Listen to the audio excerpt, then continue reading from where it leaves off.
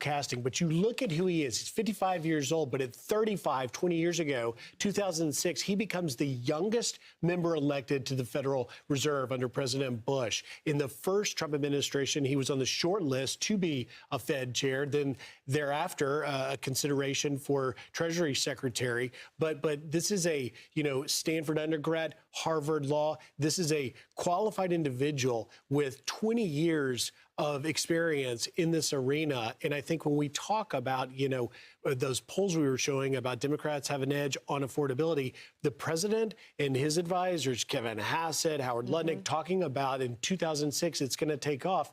And Kevin Warsh is a part of this puzzle. He almost became the Fed chair. Yeah. And then the president chose Powell. And so now he's going back to his original pick.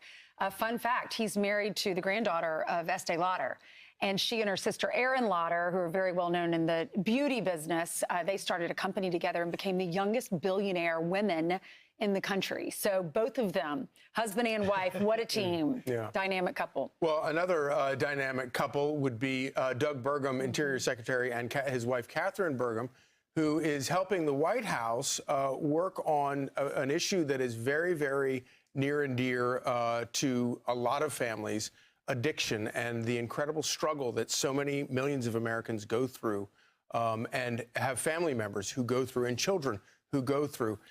Rachel Campos Duffy interviewed Catherine Burgum earlier this year on her own personal struggle with addiction.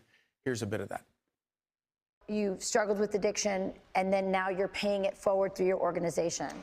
Yeah, that's right. As First Lady of North Dakota, I spent 8 years trying to eliminate the stigma of the disease of addiction. It's a brain disease.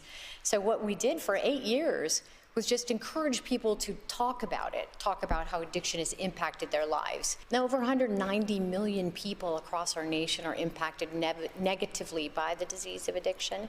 That's over half the nation. So we need to do something about it. So that's what I'm working on now, and that's my passion. And I've been given a gift that I'm paying forward, and it is something that's really important to me. So I'm grateful. I love that we have the head of Health and Human Services who really understands and has lived experiences. She said that she started to drink in high school, and then she became a blackout. She said she was a blackout drinker from the very beginning, always struggled with it for 20 years, tried to stop, and then would go back to it.